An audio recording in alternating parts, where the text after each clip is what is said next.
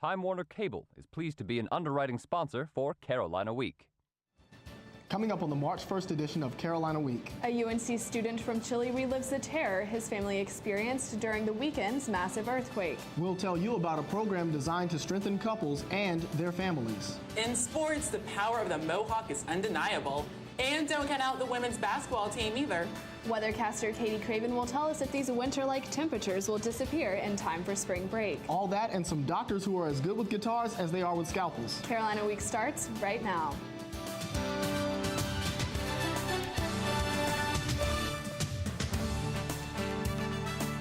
From the James F. Goodman Studio in the School of Journalism and Mass Communication at the University of North Carolina at Chapel Hill, connecting campus and community, this is Carolina Week. One of the strongest earthquakes on record has people here in Chapel Hill closely following the recovery efforts. Good evening, I'm Elizabeth Lamb. And I'm Chris Neal. Thanks for joining us. There are a number of Carolina students studying abroad in Chile. Some of them were closer to the epicenter than when the earthquake struck. The death toll in the South American country continues to climb, and even though Chile has strict building codes, the quake was so strong the destruction is widespread. From crushed cars to demolished buildings and broken glass, on Saturday an 8.8 magnitude earthquake struck Chile, causing a death toll of more than 700, as well as the massive damage to the country's infrastructure. The quake is the fifth strongest recorded earthquake since 1900, and more than 90 aftershocks have already occurred. Here in Chapel Hill, the primary concern of the Study Abroad Office is student safety. Many students are currently studying abroad in 4 programs in Chile. Officials in the Study Abroad Office say students are accounted for and doing well. Classes are expected to resume in Chile. They're just not sure when. Back in Chapel Hill, UNC students are feeling the shock of the earthquake. Powerful 8.8 earthquake hit Chile this weekend. The magnitude of the disaster hit some UNC students close to home. UNC senior Sander Botelar's family has lived in Santiago, the nation's capital, for more than 11 years. He says he first heard about the earthquake Saturday morning thanks to Facebook. And my first thought was like, are my parents okay? And then I just scrolled just a little bit further and my dad had already posted like, we're fine, the earthquake was huge, but we're okay. The economics major says even though his family doesn't live near the epicenter of where the earthquake struck, knowing people in Chapel Hill and Chile care about his family and friends is a comfort. My mom was like extremely emotional. She was crying and she was still really scared. And I talked to them again this morning. They're not that scared anymore, obviously. Botelar says keeping an eye on the news throughout the day and seeing images of the quake's impact in what has become his home country shook him to the core. He says seeing this photo of a damaged airport in Santiago brought the reality of the earthquake home. I already know what it should look like, but seeing that like collapsed was just incredible. While the photo from the airport doesn't show much devastation for Botelar, seeing damage at the airport that's his lifeline to Chile isn't easy. Local residents are still finding ways to ease the suffering almost 2 months after a devastating earthquake hit Haiti. It doesn't matter whether you're a Tar Heel fan, Duke Blue Devils fan, or even an NC State Wolfpack fan. With $30 and a jump shot, anybody was eligible to play in the Hoops for Haiti basketball tournament. 7 teams signed up for the 3-on-3 competition at East Chapel Hill High School on Saturday, bringing in $1,500. Several local businesses supplied everything from T-shirts to raffle prizes. All proceeds will go directly to relief efforts carried out by the American Red Cross. UNC is widely known for its commitment to public service, and that commitment is paying off. The university is on the 2009 President's Higher Education Community Service Honor Roll. Students constantly getting involved in various activities such as 5K races helped the school gain national attention. Dance Marathon is just one of many service projects that brought significant attention to UNC. Congressman David Price praised students at his alma mater for consistently coming together to help others. Representative in Congress, someone who's co-chair of the National Service Caucus here in the Congress, gives me particular satisfaction to see this honor come to the hometown. UNC was only one of 6 universities across the country to be recognized. As online class registration gets a new face, planning for classes might get a little easier for students. Students will soon say goodbye to Student Central and instead use a new online system called Connect Carolina. The new system features an integrated search engine, a course planner, and an 8-semester forward view with the ability to add and drop classes at the same time. Unlike Student Central, Connect Carolina allows students to register based on how many semesters they've been at UNC, not credit hours or year. Students can use Connect Carolina to plan for their fall 2010 classes as soon as this Wednesday. A new registration system isn't the only thing changing in the near future. ITS representatives told us that UNC email services are also revamping. UNC faculty and staff email accounts are already transitioning to a new system, Microsoft Exchange. ITS and student government are considering several options for student email. These include Gmail, Microsoft Exchange, and possibly even getting rid of the email service for Carolina students altogether, because most students have other email accounts already.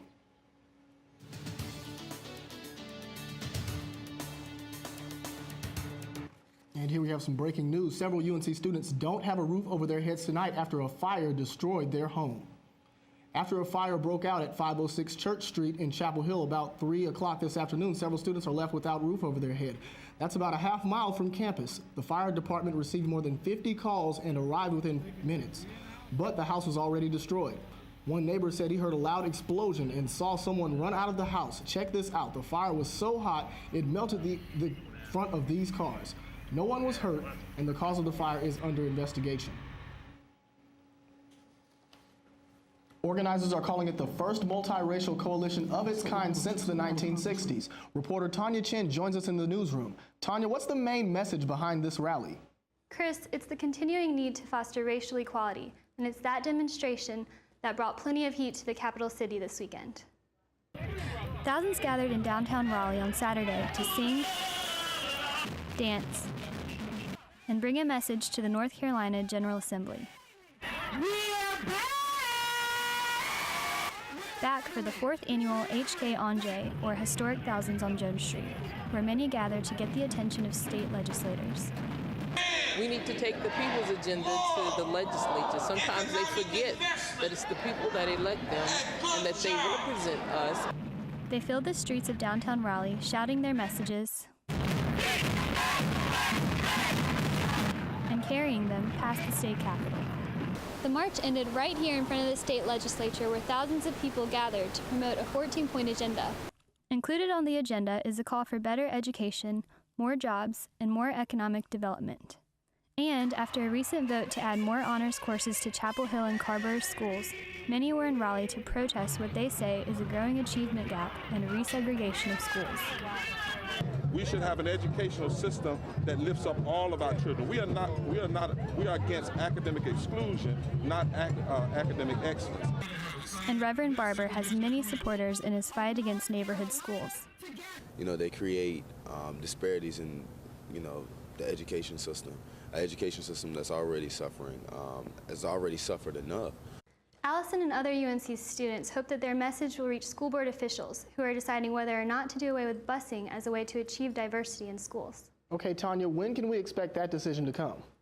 Well, Chris, it could come as early as tomorrow. Wake County school board officials are going to vote on whether or not to establish community assignment zones, and those would put kids in neighborhood schools. Okay, that's Tanya Chin reporting in our newsroom. Thanks, Tanya. Whether a couple is married or unmarried, if they have kids, they have responsibilities. After the break, we'll tell you about a new program designed to strengthen relationships and families.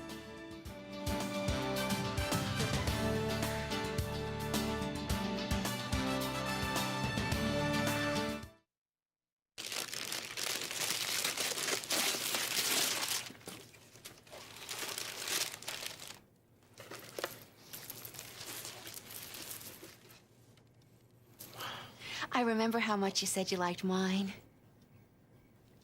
Oh.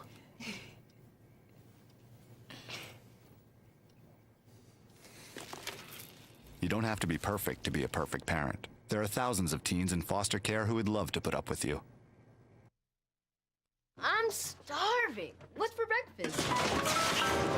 Guten Tag! Johannes, Franz! I bring you arts-enriched Raisinblums, fortified with increased test scores and creative problem-solving skills. It's good! And good for you. Bobby? Susie? Don't worry, that's just the power of the arts! Feed your kids the arts. For 10 simple ways to learn how, visit AmericansForTheArts.org. Oh, those boys are much too much. Those boys are much too much.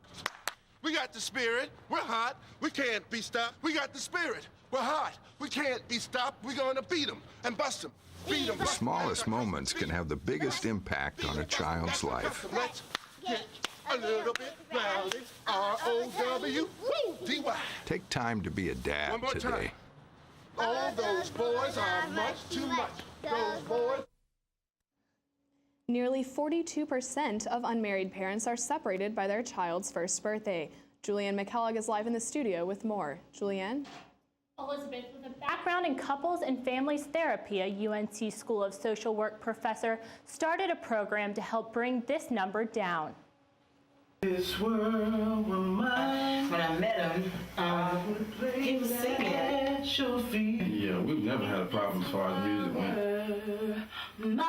You can define Calvin and Rashida Burton's 11-year relationship by their music and their 6 children. She sings, I sing, our children are singing. But the Burtons' communication skills as a couple haven't always been as harmonious as their music. That really was the worst problem. But their relationship hit a high note when they enrolled in a program called Strong Couples, Strong Children. It actually taught us how to deal with each other, but we take the skills that we've learned and apply it to the kids. Strong Couples, Strong Children founder Ann Jones started the program 4 years ago to help unmarried couples tackle the transition into parenthood. Those little bundles of joy that we all look forward to can also be very challenging for couples. The program teaches participants relationship skills and family care and has a special component just for fathers. Jones says many other couples share Calvin's and Rashida's experience with the program. By the time they come out, people are saying things like, wow, you know, we just feel a lot closer. We still continually learn. We still have to fall back on what we've learned. It's a process, but I think we're 100% better. For the Burtons that they decided to marry and won the 2009 North Carolina Parents of the Year Award. Julianne, given the success of this program in Durham County, does Jones plan to spread it to other counties? She does, Elizabeth. The program is a collaborative effort involving the Durham County Health Department and the Cooperative Extension. Each county in North Carolina has these 2 programs and could adopt it. That's Julianne McKellogg live in our studio. To read other couples' success stories, check out our website, carolinaweek.org. Do you remember what you learned in kindergarten? 6 UNC actors are trying to remind people what matters most in life while honoring the memory of a beloved professor. From Dancing Pigs to Hide and Seek, the play All I Really Needed to Know I Learned in Kindergarten is about living life to the fullest. Students say it reflects the positive attitude of Professor Kenneth Strong, who died in January after a long battle with cancer. The play is a collection of hilarious short stories that entertain the audience while teaching that it's the simple rules of life that matter the most. Admission is free, and all donations will go toward funding brain tumor research. You can catch the play tonight and tomorrow at 7 p.m. in the Center for Dramatic Arts. One Greek chapter is going green in an effort to raise some green for a good cause. Kappa Delta Sorority is the first Greek organization to take part in a new initiative called Carolina Green, a project designed to raise awareness about sustainability on campus. Thanks to donations from local sponsors, all utensils, plates, and food served during a recent dinner were completely green. Organizers encourage their guests to throw their trash away in compost bins, ensuring that all waste is naturally disposed of. Proceeds from the event and a race on Saturday went to various charities. You know, Chris, I bet they had great weather for the race, but I'm not so sure about the next few days. I know. I hear it may have a little bit of changes, and Katie Craven is here to tell us more. Katie?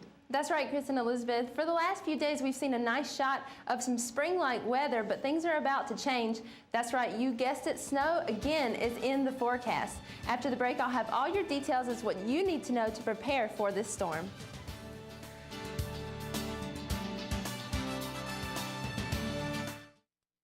Un día en el bosque las ratas jugaban. Escucha Smokey aquí antes de tratar. Solo tú. No juegues con fósforos, no juegues con fuego. Fuego. No hay nada para que un pobre conejo asustado a un pobre ratón sin casa en que vivir. Si un hermoso bosque es lo que deseas, no juegues con fósforos, no juegues con fuego. Solo tú puedes prevenir los fuegos forestales. ¡Fuego! Takeout meals for just $12.99. Call them. Sherry Pearson. You are the sole surviving heir of the King of Montonopolis, and you are now worth $45 million. I'm rich. This can't be real. Of course it's not real. Come on. Having money isn't about luck. Like that takeout meal. Cook at home instead, you can save thousands a year. Feed me. Feed the pig.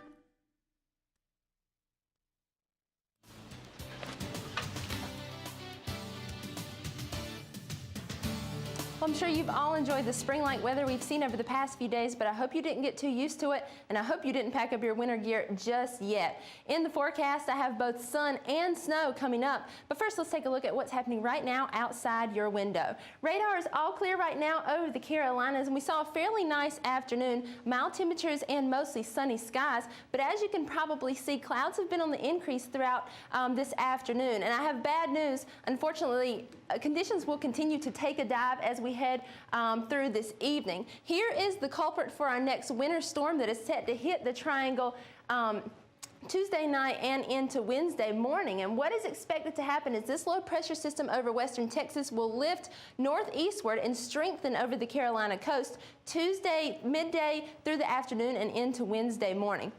So you may say, what does that mean for you? Well, what is expected to happen is a light band of precipitation is going to come through and maybe give us 1 to 3 inches of snowfall, but we really don't expect too much in the way of much accumulation. So let's get right to your forecast. For tonight, this is the calm before the storm, I suppose you could say. Mostly cloudy skies and colder temperatures. In the Triangle, we'll see temperatures right around 33 degrees, as well as in the Triad. In Fayetteville, we'll see a little warmer, around 36.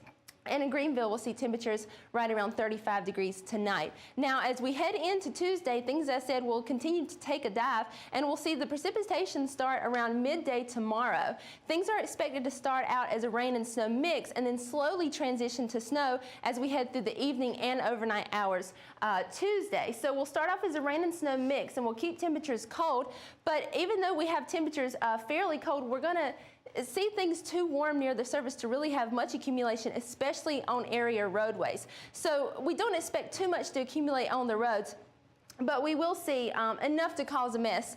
And don't look for too much for a delay as far as tomorrow is concerned, but keep your eye out for delays Wednesday as the storm is expected to intensify Tuesday night. All right, so here is your Carolina Week 5-day forecast. Sorry about that. Okay, so here's your Carolina Week 5-day forecast. For Tuesday and Wednesday, we'll see the snow showers increase over the area as we head into Tuesday night. Remember, we'll see the storm intensify Tuesday night and into Wednesday, so that's when we'll pick up the most accumulation. We'll keep temperatures in the low 40s, but Thursday, Friday, and into Saturday, we'll have a nice run with the sun again, and we see those spring-like temperatures return once again to our area, just in time maybe to shape up for spring break. Great. Well, I'm looking forward to spring break, so I guess I'll just have to cross my fingers about maybe. Yes, hopefully this is the last shot of winter weather we'll see, because the first day of spring is March 20th. So we're drawing to that. We're right on the doorstep of spring. So. All right. Thanks, Katie. UNC students love their laughs. Student comedians opened up for one of the biggest comedy names in the Carolina Comedy Jam this weekend. Student comedians like Cody Hughes and Emily Satterfield loosened up the crowd because scheduled performers Wyatt Cenac and John Oliver were trapped in the New York snow. UNC alumnus Lewis Black headlined the Comedy Jam, but students showed up and showed that they could earn an applause of their own too. And a lot of Tar Heel sports teams were laughing their way to victory this weekend. That's right. Sportscaster Simone Scott joins us. Simone, I'm so glad we won yesterday. You guys, it was an amazing weekend for sports. We're all very excited for Tar Heel Nation out there. And after the break, order has been restored to the world. We have the highlights from a wildly productive weekend in Carolina athletics.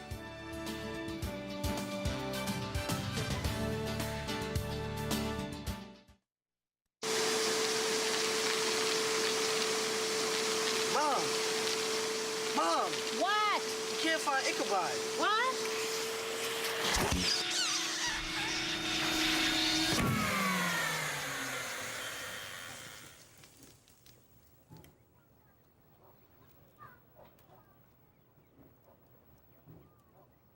You don't have to be perfect to be a perfect parent. There are thousands of teens in foster care who would love to put up with you. Hey guys, this is my teenage friend Fred. Rad! Hey pal, you want to pay attention to the road? Relax, man, I got it. Look, my man, if your bad driving gets me killed, you better hope you die too, or I will haunt you silly. And I'm not just gonna float over your bed like, woo! I'm gonna be making a more annoying noise, like, ah! And instead of wearing those long white robes, I think I'll wear something more form-fitting and upsetting. The other ghosts will look and be like, wow, we've never seen that before. G-Morning Sunshine. Welcome to Carolina Week Sports. I'm Simone Scott. The boys finally got back on the right track on the men's basketball team. They picked up their 4th conference win Saturday at Wake Forest with a newfound liveliness and a little pep in their step. Roy was perhaps as shocked as everyone else by the end of it, but they want to make it to the NIT. Yes, I said NIT. It's all about the defense in the remaining 2 contests. Limiting Wake Forest's stars, Ish Smith and Alfred Camino, was impressive, but 1 game's just not enough. At this point in the year, back-to-back games with heart and energy shouldn't impress any fans, but it should make them smile. And just how can you not smile with that? John Henson's he's so cute. It's been a great year for Sylvia Hatchell and the basketball team, and the sun is finally shining again. Sunday in Carmichael Auditorium, here come the Lady Heels for senior night. Did I mention they were playing Duke? Take a look at Chase Shaga getting physical. 2 big heroes in the night. Number 1, Sheila Wright, knocking down several big 3-pointers. While Coach Hatchell definitely liking what she's seeing. And the other hero, Waltia Roll, both on the defensive and offensive ends. Just too much for the Dukies to handle. Heels win 64-54. If it wasn't for Virginia, it would be a banner year for UNC swimming and diving teams. Having said that, it's still been pretty good. The men's swimming and diving ACC championships were in this weekend at Corey Auditorium. We go to the 1560-yard freestyle. Check out UNC's Chip Peterson there in the blue cap. He'd excite his teammates after leading the whole way and standing alone atop the platform. Coach Rich DeSelm's Tar Heels would finish the meet 2nd behind Virginia. We all know that many UNC students keep a pretty hectic schedule. Meet one Tar Heel who's an expert at time management. James Gallagher is a senior economic and history major from Atlanta, Georgia. He's a community manager in Morrison Dorm and vice chair on the honor court. Oh, and one more thing. I play varsity basketball here. That's right. He's a member of UNC's varsity men's basketball team. Gallagher is one of the few players to make his way from the JV team up to the varsity squad, and he's loving every minute of it. Just being a part of this program. I mean, playing here on the dome floor every day for practice under the jerseys and the banners and everything, it's just very special. Jared Haas is an assistant on the varsity team and also coached Gallagher on the JV team. He's had the opportunity to watch him grow from an inexperienced freshman to a mature senior. He's almost invisible on the varsity team, which is the ultimate compliment because he's not doing things to mess things up. He's not doing things to hurt people, and he's been a great addition. Even with his packed schedule, Gallagher wouldn't change anything about his senior year. His favorite part? Just being around the guys, hanging out with them. Being coached by Coach Williams is awesome. He knows a lot more than I could ever even think to imagine. When asked why he went to make the basketball team, Gallagher didn't quit some of his other activities. He said, "I'm only here in the dome 3 or 4 hours a day. That leaves plenty of time for everything else." Well, I think all the different experiences have helped him grow or become a complete person. So whether he's greeting people at Morrison or on the Dean Dome court, Gallagher always has a smile on his face, knowing he's living out his dreams. James and the rest of the team will go for UNC's 2,000th win Tuesday night against Miami. Good luck to them. Undefeated seasons just don't happen in baseball, but winning a series 2 out of 3 games, definitely a realistic goal. This weekend, the Diamond Heels hosted the Maine Black Bears. After starting the series with the win, the Heels couldn't get the bats going against Maine ace Jeff Gibbs Saturday. Justin Leisenheimer steps up to deliver a shot off of freshman reliever Chris Munnelly that drops over the wall in left center field and gives the Black Bears the cushion they need for the win. Now on Sunday's game, it got really interesting. In the third inning, Brett Knief hits a double, which brings in Dylan Hazel from the second base. But the main coach was so upset he comes out and argues to the refs. The umpires decide to change the call, saying that Carolina caused an interference at second base and take back the run. This got the Heels third base coach Scott Forbes so fired up, he gets immediately ejected by the umpire. After this 5-minute exchange, they did get back to baseball, and Carolina eventually wins 8-4 and wins the series. Everyone enjoys being a champion. The softball team is really getting used to it. The ladies hosted the Tar Heel Invitational during the weekend, and Sunday's gold medal game against James Madison, this Haley Dickey single brought home the first run. UNC continued its fifth inning rally on this Anna Roberts double, sending Stephanie Murad and Constance Orr home to give the Heels a 3-1 lead. Brittany Robinson sealed the deal in the sixth by crushing this 2-run homer as the Heels take it 5-1. Now, not to be lost in the shuffle, the women's lacrosse team is running opponents into the ground early in the season, and this trend continued this weekend. Kristen Taylor opened Friday night against Oregon with the Heels' first goal, while Becky Lynch used some fancy footwork of her own to score. The Oregon fans tried quacking and encouraging their team, and in the first goal, they did score 1 goal in the first half. Problem was, Jenny Levy's team scored 13, which didn't give her much to complain about.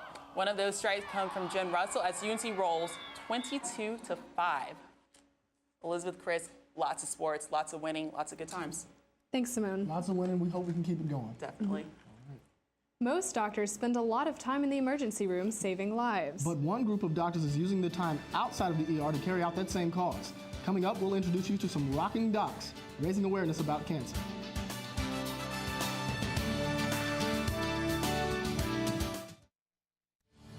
If you have a story idea, call Carolina Week at 919-843-8292 or email us at carolinaweek@unc.edu. If you have questions about this program, write Carolina Week at Campus Box 3365, UNC-CH, Chapel Hill, North Carolina 27599. Be sure to check out Carolina Week and Carolina Connection online at carolinaweek.org. So, April. Yeah? You know your charger's still using energy when it's plugged into the wall, right? Yeah, but that's not my charger. I don't even have a cell phone.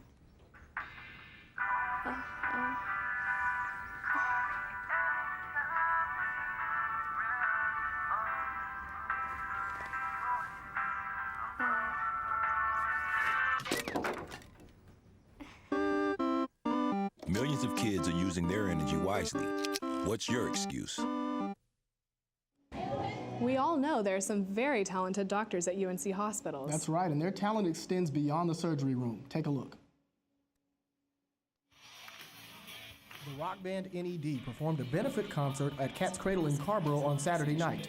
What made this concert unique is that it benefited the cause all 6 band members work toward every day in their jobs as gynecologists. We do cancer surgery and chemotherapy and longitudinal care for women. And we were asked to get together about 2 years ago to be entertaining and be a novelty. And that we group, are. Yeah.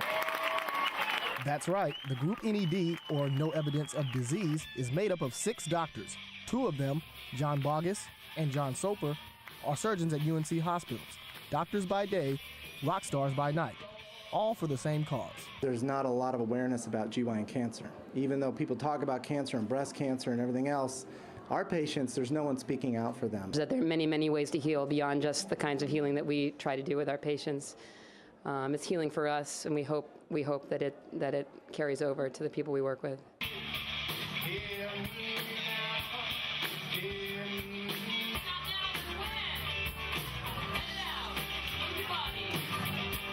Saturday's Rhythm Heals event saw a crowd of almost 300 people and also featured the group Birds and Arrows. The proceeds from the concert will go toward the fight against cancer at UNC hospitals and the Rex Cancer Center, showing that these doctors are committed to their cause, in the operating room or on the stage. That's an interesting combination.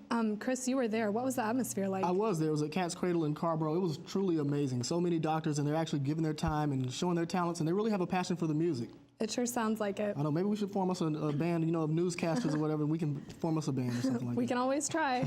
All right. That's going to do it for this edition of Carolina Week. Thanks for watching. Good night.